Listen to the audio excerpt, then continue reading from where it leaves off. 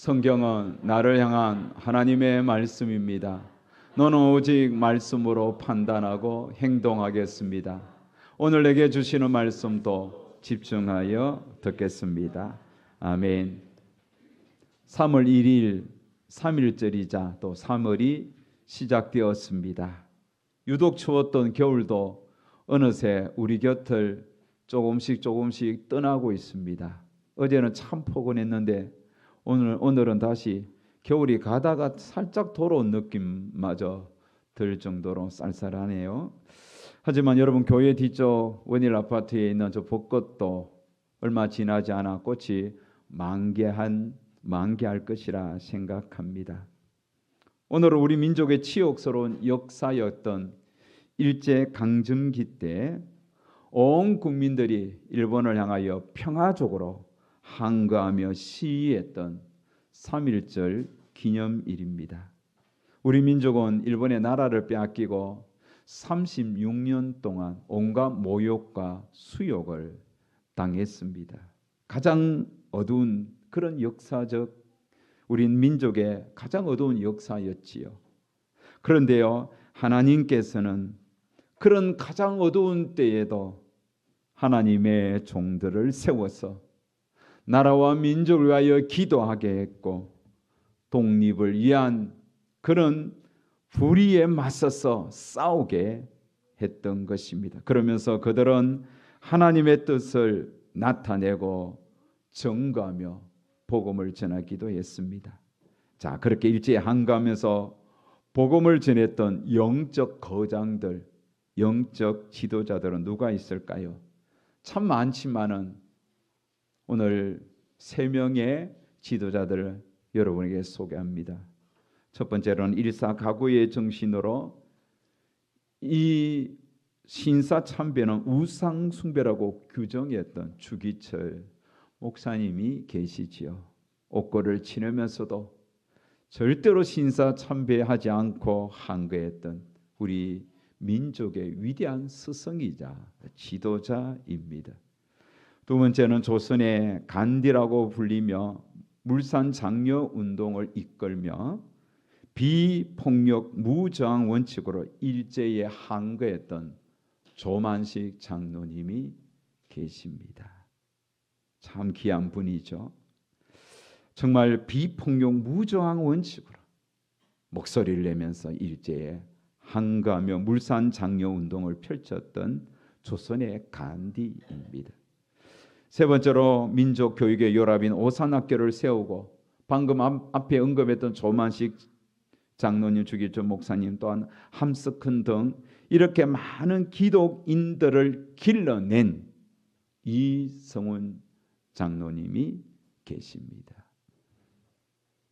하나님께서는 이렇게 가장 어두운 때에 가장 빛나는 하나님의 사람을 세우며 어둠을 빛으로 바꾸어 주셨던 겁니다. 북이스라엘이 망한 지 100년이 지났습니다.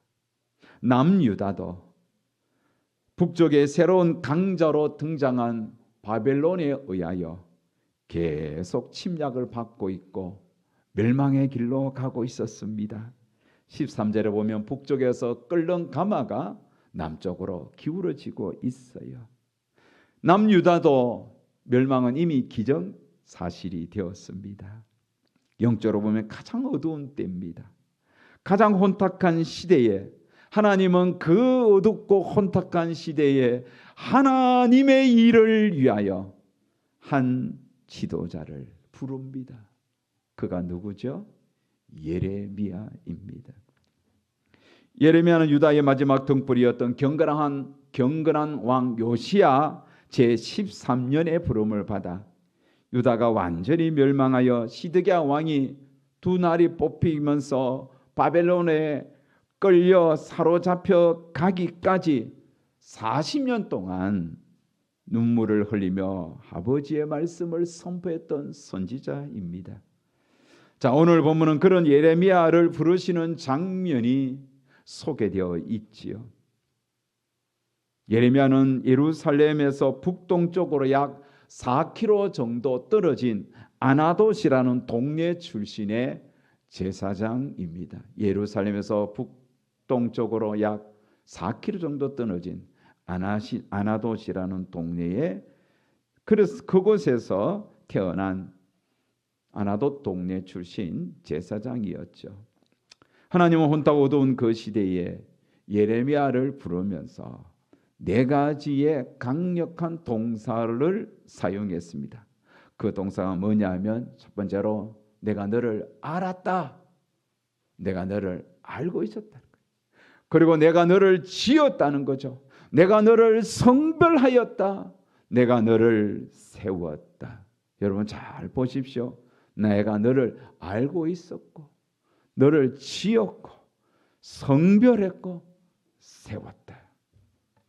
이 네 가지 동사가 오늘 본문 5절 안에 다 포함되어 있습니다. 우리 5절은 다 같이 한번 읽습니다. 내가 너를 모태에 짓기 전에 너를 알았고, 내가 배에서 나오기 전에 너를 성별하였고, 너를 여러 나라의 선지자로 세웠노라 하시기로. 그렇습니다. 하나님께서는 예레미야의 모든 것을 알고 계셨습니다.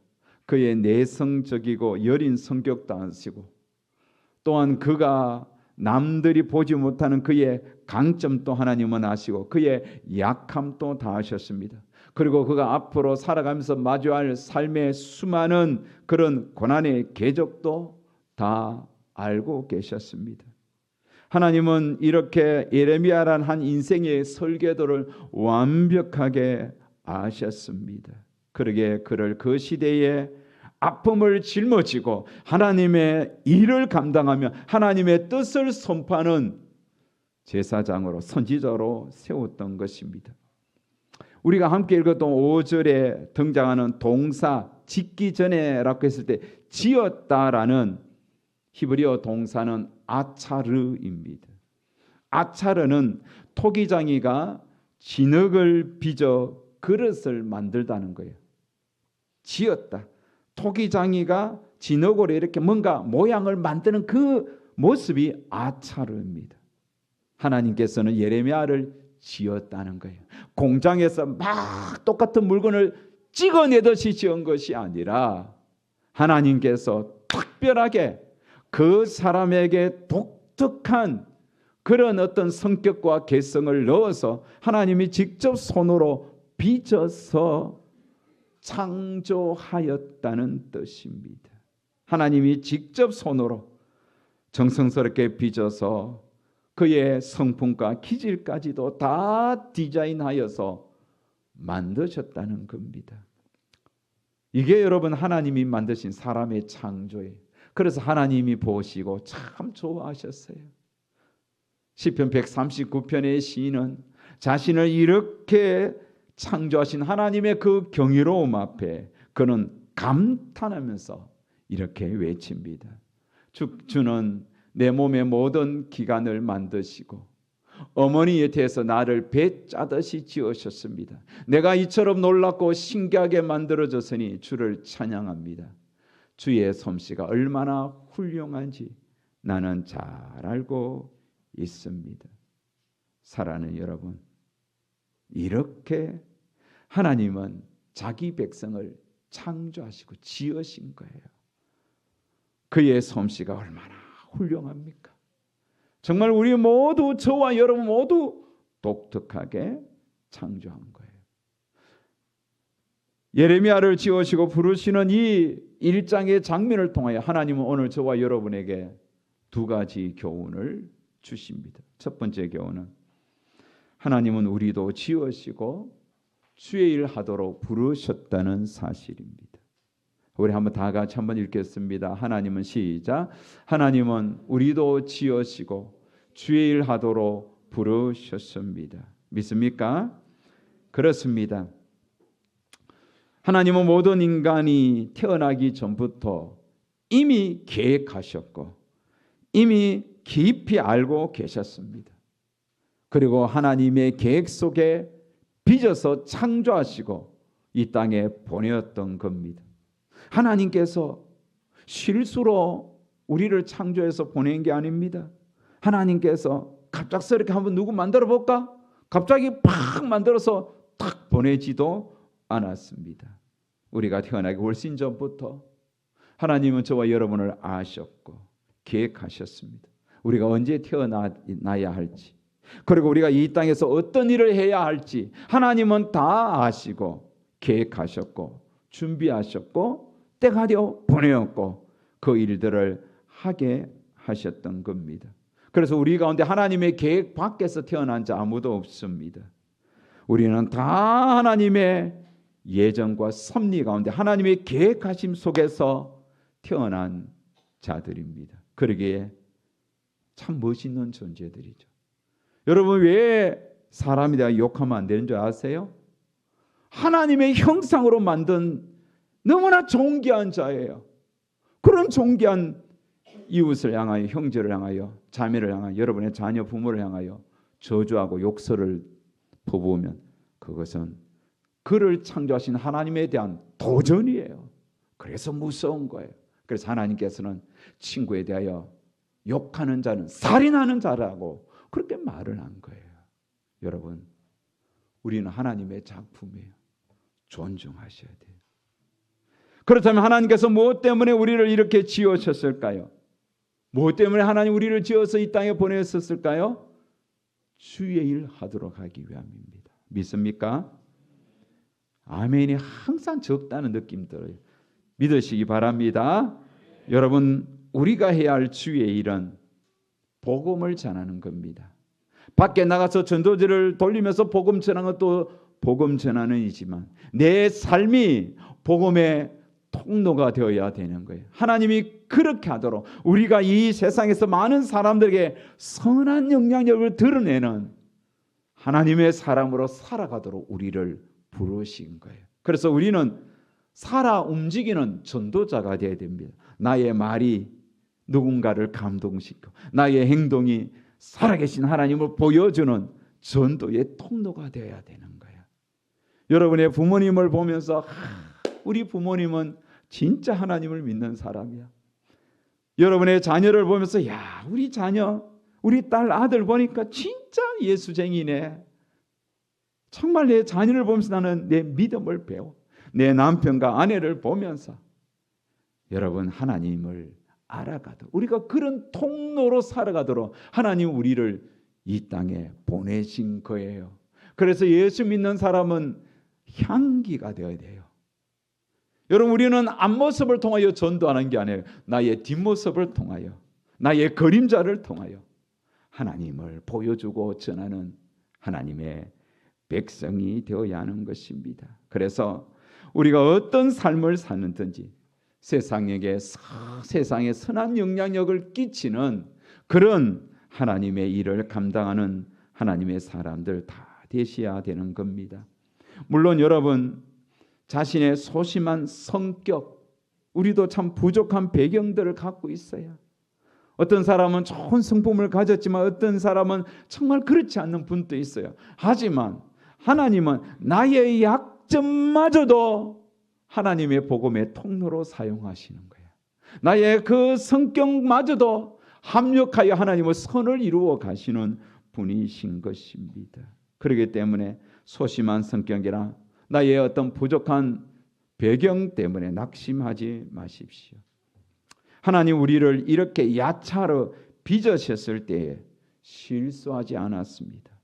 토기장이가 용도에 따라 그릇을 정하듯 하나님은 그 우리의 섬세한 성격도 남 모르는 아픔도 하나님 나라의 그 일을 위하여 하나님 당신의 나라를 위하여 정말 멋지게 쓰여지는 도구로 창조하신 거예요. 우리의 약점도 하나님의 능력이 머무른 통로가 되게 해주시는 거예요. 저는 각자 그 사람에게 주어진 환경과 배경과 성격 기질을 통하여 하나님이 일하시는 모습을 보면 참 놀라워요.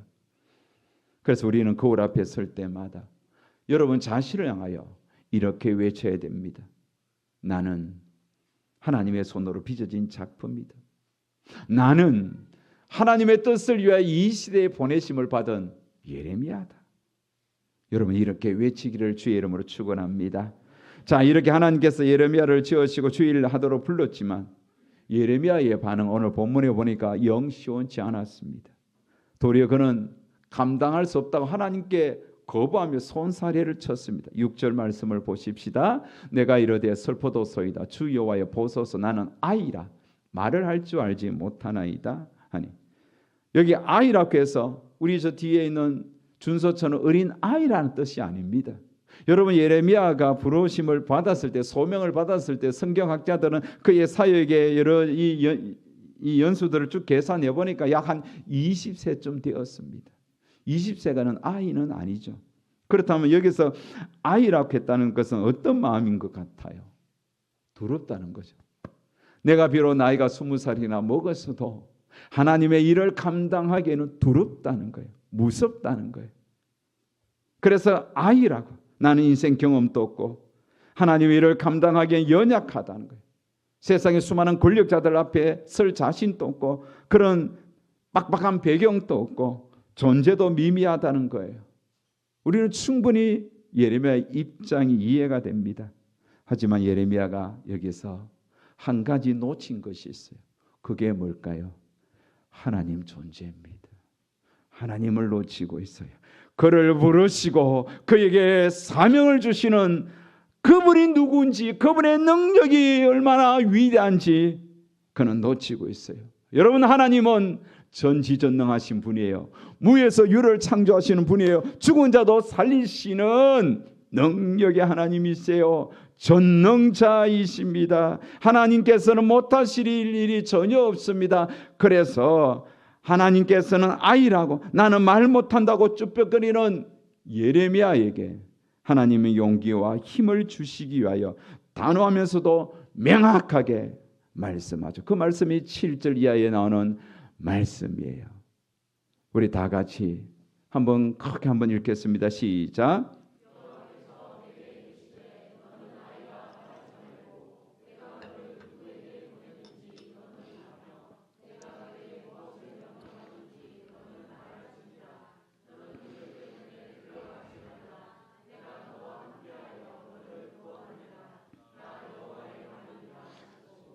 여호와께서 그의 손을 내밀어 내 입에 대시며 여호와께서 내게 이르시되 보라, 내가 내 말을 내 입에 두었노라.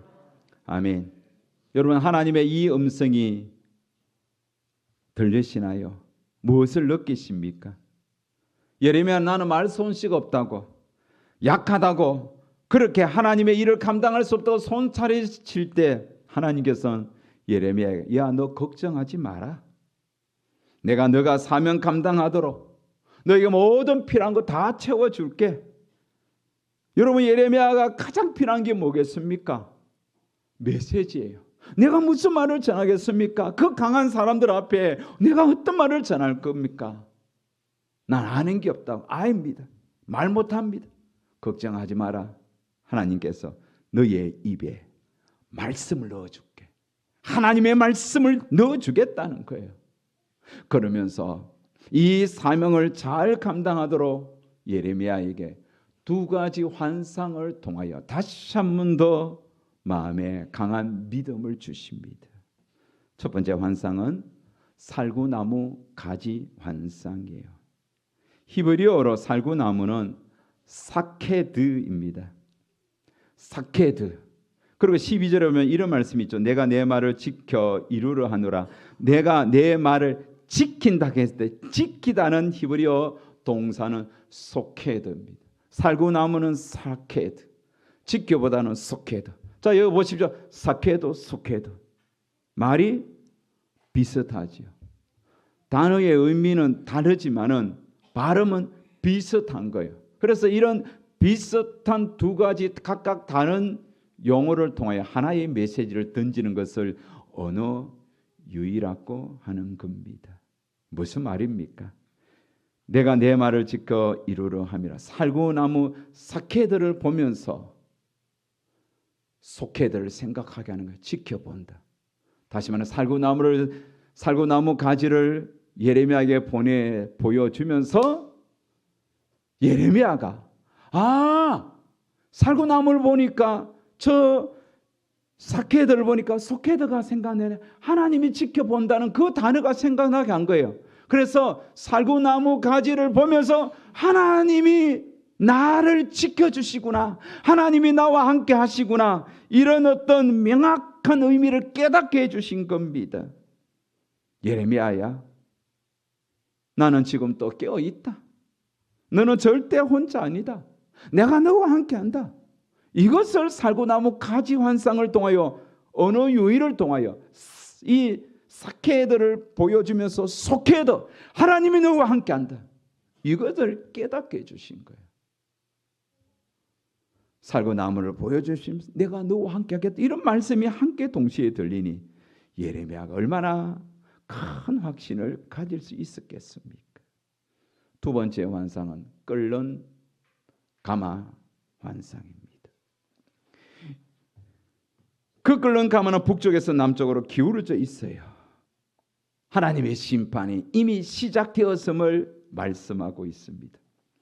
유다는 오랫동안 우상을 섬겼습니다. 불의를 행했습니다. 그 죄악이 차곡차곡 쌓였어요. 이제 하나님께서는 끓는 가마를 그 백성에게 부어주면서 심판이 시작되는데, 그 북쪽 바벨론에 의하여 그들을 이제는 멸망시키겠다는 겁니다. 그런데 그 일이 오기 전에 예레미야 선지자가 가서 예루살렘의 멸망을 선포하면서 회개하라고, 죽게 돌아오라고 외치게 했다는 거예요. 그래서 예레미야가 그 민족의 아픔을 보면서 눈물을 참 많이 흘려서 눈물의 선지자라는 별명이 생긴 거예요. 예레미야 에가스가 다 예레미야의 눈물이에요. 여린 예레미야가 하나님의 이 끓는 가마가 기울어진 심판을 외치니까 얼마나 마음이 아팠겠어요. 그래서 울었던 것입니다. 그렇게 예레미야가 그 사명 감당하도록 하나님께서 예레미야야, 내가 너와 함께 하겠다, 내가 너를 지켜주겠다, 내가 너에게 힘을 주겠다 라는 용기의 메시지가 1장에 가득 찬 겁니다. 자, 사랑하는 여러분, 오늘 우리는 이 두 가지 환상의 장면을, 두 번째 두 가지 환상을 보여주는 장면에서 오늘 본문을 통하여 두 번째 교훈을 받습니다. 자, 첫 번째 교훈은 뭐라고 했습니까? 하나님 우리를 지으시고 주의 일을 하도록 불렀다고 했지요.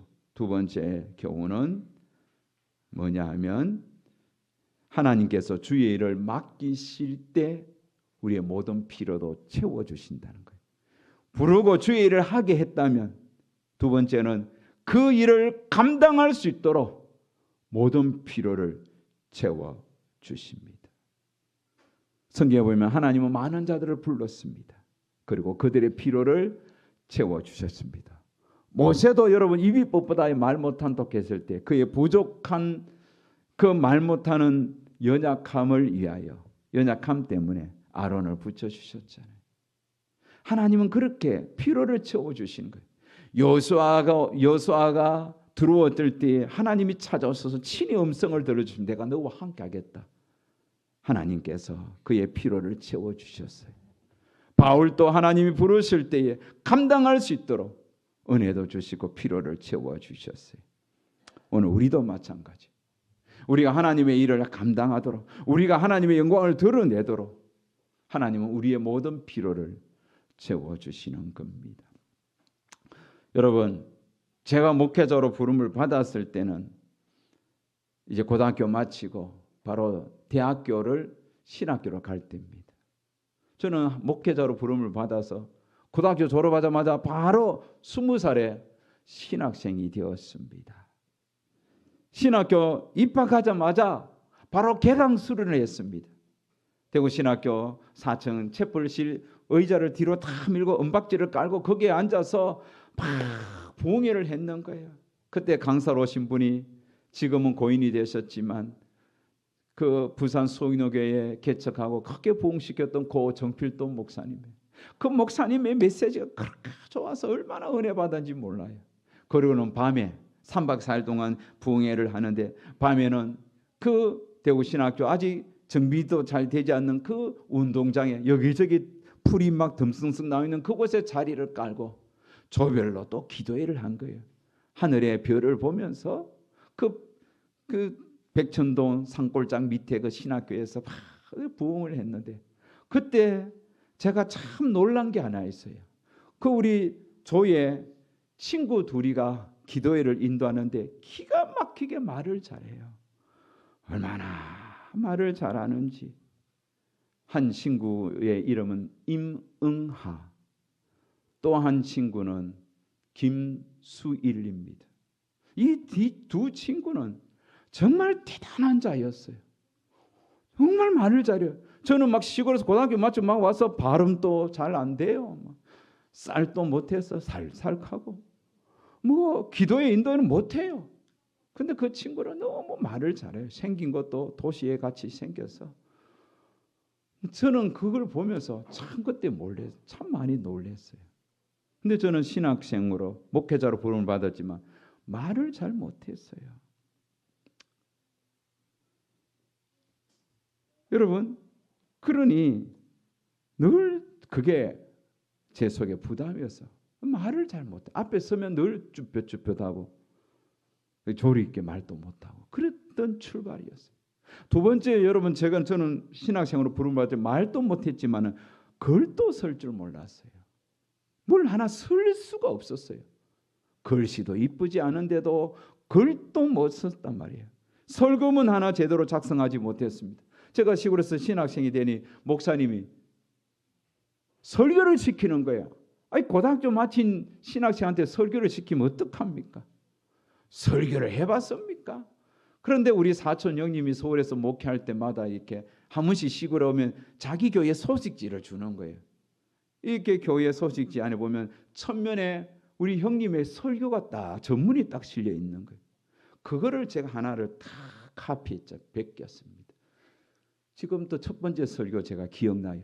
본문은 고린도후서 1장 19절에서 20절 아멘 성도가 됩시다. 뭐 그 설교를 했어요. 그 정도로 제가 설교에 대해서는 잘 못했어요. 그 후로도 여러분 설교가 오면 박조준 목사님 또 박종순 목사님, 박씨들이 설교를 참 잘한 것 같아요. 서건태 목사님, 이동훈 목사님, 뭐 이런 어떤 분들의 설교집을, 곽선희 목사님 설교집을 보고 설교를 카피하고 만들고 그렇게 설교했던 사람입니다. 그런데 이제 어제 이 설교를 준비하면서 돌아보니 하나님께서 말도 못하고 글도 못 쓰는 저를 이 목회자로 사명 감당하도록 하나님께서 많은 힘을 주셨어요. 능력도 주셨어요. 그래서 여러분 지금은 글도 제가 마음을 먹으면 글을 막 써냅니다. 여러분 주보에 보면 칼럼을 매주 써내죠. 매일 아침에 새벽 묵상글 써죠. 또 이렇게 매주 설교문 100% 제 창작, 제가 제 언어로 제가 문장을 이렇게 100% 만들어서 설교문을 만들잖아요. 여러분 말도 여러분 보기에는 좀 어설플지는 모르지만 그래도 말도 좀 하지 않습니까? 하나님께서 그런 은혜를 주셨어요. 할 수 있는 능력을 주셨어요. 그런데 여러분 그 임응아라는 친구, 김수일이라는 친구, 그들이 신학교 졸업 못했습니다. 어느 날 사라지는 거예요. 하나님께서 말도 잘하게 하시고 그런 은혜를 그에게 할 수 있는 능력도 주셨는데 그들은 자기에게 주신 자유의지를 가지고 하나님의 일을 감당하는 것을 내려놓았던 거예요. 저는 그 두 친구가 어디서 무엇을 하는지 지금도 궁금해요. 사랑하는 여러분, 어디 저뿐이겠습니까? 저는 우리 교회 성도님들 한 분 한 분 생각하며 참 감동이 돼요. 오늘 우리 지휘자님 보십시오. 저분이 58년 개띠입니다. 이제 70을 바라보고 있어요. 그런데 지금까지 얼마나 열정적으로 힘있게 우리 성가대를 지도하시고 지휘하시고 섬깁니까? 자기 힘으로 감당한다면 한계가 있을 겁니다. 우리 성가대 겨우 11명이에요. 환경도 여러모로 열악합니다. 연설실도 없습니다. 그럼에도 불구하고 매주 아름다운 찬양을 하나님께 올려드릴 수 있었던 것은 하나님께서 감당할 수 있는 힘을 주셨기 때문입니다. 우리 주방에 이상구 권사님도 제가 묵상하고 생각해 보면 매년 힘들다고 해요. 아이, 권사님 안 하시면 누가 하시면 한 해 더 하십시오. 그러면 힘들어하면서도 매주 또 열심히 주신 사명을 감당하고 계십니다. 여러분, 인간적으로 다 내려놓고 싶을 것입니다. 하지만 하나님께서 맡겨주시니 또 한 해 열심히 감당하는 우리 권사님을 보면서 참 제가 감동을 받습니다. 꽃꽂이 하시는 문 권사님, 찬양 인도하는 우리 이장년 집사님도 마찬가지입니다.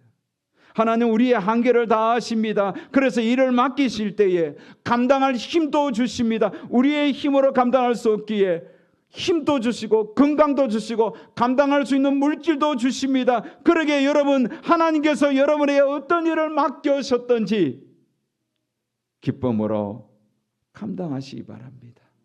최선을 다하여 감당하시기 바랍니다. 하나님께서 감당하시다 보면 모든 필요도 채워주시는 겁니다. 여러분, 하나님은 예레미야에게 다시 한 번 더 약속합니다. 17절 18절 이하를 보십시오. 너는 내가 너에게 명령한 바를 다 그들에게 말하라. 너는 내 허리를 동이고 일어나라. 내가 너에게 명령한 바를 다 그들에게 말하라. 그들 때문에 두려워하지 말라. 내가 그들 앞에서 두려움을 당하지 않게 하리라. 내가 너를 그들 앞에서 견고한 성읍 세기둥 놋 성벽이 되게 하겠다는 거예요. 놋 성벽이 되게 하겠다. 그렇게 내가 일을 감당할 수 있도록 하나님이 힘 주시겠다는 겁니다. 사랑하는 여러분, 우리 모두 이 땅에 사명자로 부름을 받았습니다. 한 번밖에 없는 인생을 살면서 하나님의 일을 감당할 사명자로 불러주신 것에 감사합시다. 또한 하나님께서 불러주신 사명자답게 여러분에게 주어진 그 자유의지를 가지고 주의 일을 잘 감당하기 위하여 신경을 쓰고 애를 쓰고 몸부림치시다. 하나님께서 내게 주신 달란트 힘있게 사용합시다.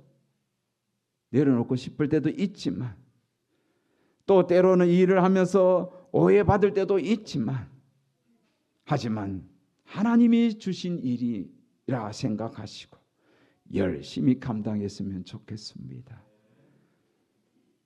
언젠가 여러분, 우리의 육신이 약해요. 하고 싶어도 할 수 없는 때가 와요. 기도하고 싶어도 몸이 안 따라줘서 못할 때가 있고, 예배드리고 싶어도 교회 오고 싶어도 올 수 없어서 못 와요. 그런 때가 오기 전에 조금이라도 힘이 있을 때, 재능이 있을 때 주의 일 감당합시다. 하나님께서 힘 주시고, 하나님께서 예레미야에게 말씀하신 것처럼 우리에게도 내가 너를 견고한 성읍이 되게 해주겠다. 내가 너를 쇠기둥같이 쓰겠다. 내가 너를 놋성벽같이 튼튼하고 견고한 하나님의 일을 감당하는 종으로 쓰시겠다. 하나님의 부르심에는 하나님이 이렇게 우리를 불렀다면 하나님 책임져 주십니다. 우리는 그저 열심히 감당하면 되는 겁니다. 우리 모두 이렇게 주의 부름에 합당하게 행동하며 최선을 다해 믿음의 길 걸어가시는 우리 모든 성도님들 다 되시기를 주의 이름으로 축원합니다.